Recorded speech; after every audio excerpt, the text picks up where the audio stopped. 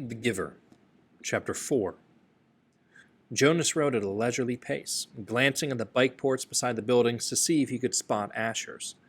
He didn't often do his volunteer hours with his friend because Asher frequently fooled around and made serious work a little difficult, but now, with 12 coming so soon and the volunteer hours ending, it didn't seem to matter. The freedom to choose where to spend those hours had always seemed a wonderful luxury to Jonas. Other hours of the day were so carefully regulated. He remembered when he had become an 8, as Lily would do shortly, had been faced with the freedom of choice. The 8s always set out on their first volunteer hour a little nervously. Giggling and staying in groups of friends, they almost invariably did their hours on recreation duty first, helping with the younger ones in a place where they still felt comfortable. But with guidance, as they developed self-confidence and maturity, they moved on to other jobs, gravitating toward those that would suit their own interests and skills. A male 11 named Benjamin had done his entire nearly 4 years in the rehabilitation center working with citizens who had been injured. It was rumored that he was as skilled now as the rehabilitation directors themselves, and that he had even developed some machines and methods to hasten rehabilitation. There was no doubt that Benjamin would receive his assignment to that field and would probably be permitted to bypass most of the training. Jonas was impressed by the things Benjamin had achieved. He knew him, of course, since they had always been group mates, but they had never talked much about the boy's accomplishments because such a conversation would have been awkward for Benjamin. There was never a comfortable way to mention or discuss one's successes without breaking the rule against bragging, even if one didn't mean to. It was a minor rule, rather like rudeness, punishable only by gentle chastisement, but still, better to steer clear of an occasion governed by a rule which would be so easy to break. The area of dwellings behind him, Jonas rode past the community structures, hoping to spot Asher's bicycle parked beside one of the small factories or office buildings. He passed by the child care center where Lily stayed after school, and the play area surrounding it. He rode through the central plaza and large auditorium where public meetings were held. Jonas slowed and looked at the name tags on the bicycles lined up outside the nurturing center. Then he had checked those outside food distribution. It was always fun to help with deliveries, and he hoped that he would find his friend there so that they could go together on daily rounds, carrying the cartons of supplies into the dwellings of the community. But he finally found Asher's bicycle leaning as usual instead of its upright in a port, as it should have been at the House of the Old. There was only one other child's bicycle there, that of a female 11 named Fiona. Jonas liked Fiona. She was a good student, quiet and polite, but she had a sense of fun as well. It didn't surprise him that she was working with Asher today. He parked his bicycle neatly in the port beside theirs and entered the building. "Hello, Jonas," the attendant at the front desk said.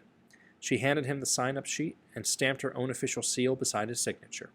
All of his volunteer hours would be carefully tabulated at the Hall of Open Records. Once, long ago, as whispered among the children, 11 had arrived at the ceremony of 12 only to hear a public announcement that he had not completed the required number of volunteer hours and would not, therefore, be given his assignment. He had been permitted an additional month in which to complete the hours and then given his assignment privately, with no applause, no celebration, a disgrace that clouded his entire future. It's good to have some volunteers here today," the attendant told him. "We celebrated a release this morning, and that always throws the schedule off a little, so things get backed up." She looked at a printed sheet.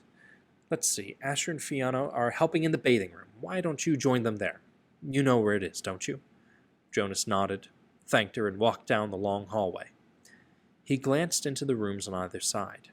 The old were sitting quietly, some visiting and talking with one another, others doing handwork and simple crafts. A few were asleep. Each room was comfortably furnished, the floors covered with thick carpeting. It was a serene and slow-paced place, unlike the busy centers of manufacture and distribution where the daily work of the community occurred.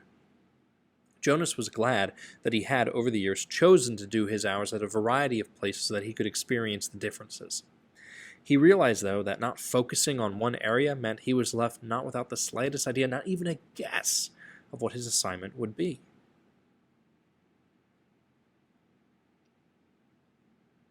He laughed softly. "Thinking about the ceremony again, Jonas?" he teased himself, but he suspected that, with the date so near, probably all his friends were too. He passed a caretaker walking slowly with one of the old in the hall. "Hello, Jonas," the young, uniformed man said, smiling pleasantly. The woman beside him, whose arm he held, was hunched over as she shuffled along in her soft slippers. She looked toward Jonas and smiled, but her dark eyes were clouded and blank. He realized that she was blind. He entered the bathing rooms with its warm, moist air and scent of cleansing lotions. He removed his tunic, hung it carefully on a wall hook, and put on a volunteer smock that was folded in half. "Hi, Jonas!" Asher called from the corner where he was kneeling beside a tub. Jonas saw Fiona nearby at a different tub. She looked up and smiled at him, but she was busy, gently washing a man who lay in the warm water.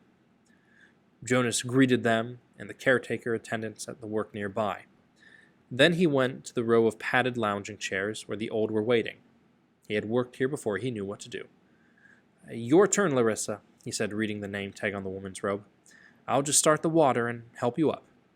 He pressed the button on a nearby empty tub and watched as the warm water flowed in through many small openings on the sides.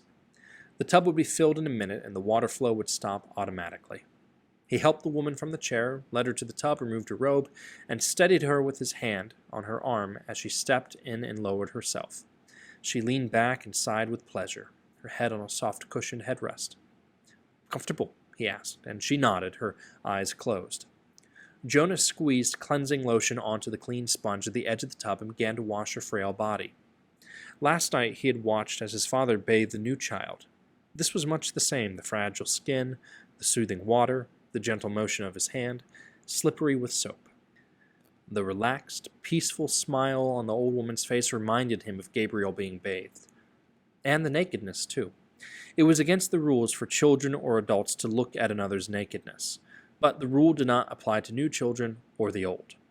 Jonas was glad. It was a nuisance to keep himself covered while changing for games, and the required apology if one had, by mistake, glimpsed another's body was always awkward. He couldn't see why it was necessary. He liked the feeling of safety here in this warm and quiet room. He liked the expression of trust on the woman's face as she lay in the water, unprotected, exposed, and free. From the corner of his eye, he could see his friend Fiona help the old man from the tub and tenderly pat his thin, naked body dry with an absorbent cloth. She helped him into his robe. Jonas thought Larissa had drifted into sleep, as the old often did, and he was careful to keep his motion steady and gentle so he wouldn't wake her. He was surprised when she spoke, her eyes still closed. "This morning we celebrated the release of Roberto," she told him.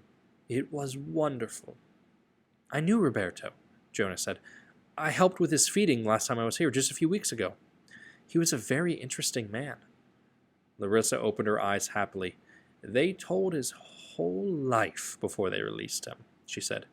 "They always do, but to be honest," she whispered with a mischievous look, "some of the tellings are a little boring. I've even seen some of the old fall asleep during the tellings. When they released Edna recently. Did you know Edna?" Jonas shook his head. He couldn't recall anyone named Edna. "Well, they tried to make her life sound meaningful, and of course," she added primly, "all lives are meaningful. I don't mean that they aren't, but Edna, my goodness, she was a birth mother, and then she worked in food production for years until she came here. She never even had a family unit." Larissa lifted her head and looked around to make sure no one else was listening. Then she confided, "I don't think Edna was very smart." Jonas laughed. He rinsed her left arm and laid it back into the water and began to wash her feet. She murmured with pleasure as he massaged her feet with the sponge. "But Roberto's life was wonderful," Larissa went on, after a moment. "He had been an instructor of 11s, and you know how important that is, and he had been on the planning committee, and goodness, I don't know how he found the time. He also raised 2 very successful children, and he was also the one who did the landscaping design for the Central Plaza. He didn't do the actual labor, of course." "Now you're back. Lean forward and I'll help you sit up." Jonas put his arm around her and supported her as she sat. He squeezed the sponge against her back and began to rub her sharp-boned shoulders. "Tell me about the celebration." "Well, there was the telling of his life. That's always first. Then the toast. We all raised our glasses and cheered. We chanted the anthem. He made a lovely goodbye speech, and several of us made little speeches wishing him well. I didn't, though. I've never been fond of public speaking." "He was thrilled," You should have seen the look on his face when they let him go. Jonas slowed the strokes of his hand on her back, thoughtfully. Larissa, he asked, what happens when they make the actual release? Where exactly did Roberto go? She lifted her bare, wet shoulders in a small shrug. I don't know. I don't think anybody does except the committee. He just bowed to all of us and then walked like they all do through the special door in the releasing room. But you should have seen his look. Pure happiness, I'd call it. Jonas grinned. I wish I'd been there to see it. Larissa frowned. I don't know why they don't let children come. Not enough room, I guess. They should enlarge the releasing room. We'll have to suggest it to the committee. Maybe they'd study it, Jonas said slyly, and Larissa chortled with laughter. Right, she hooted. And Jonas helped her from the tub.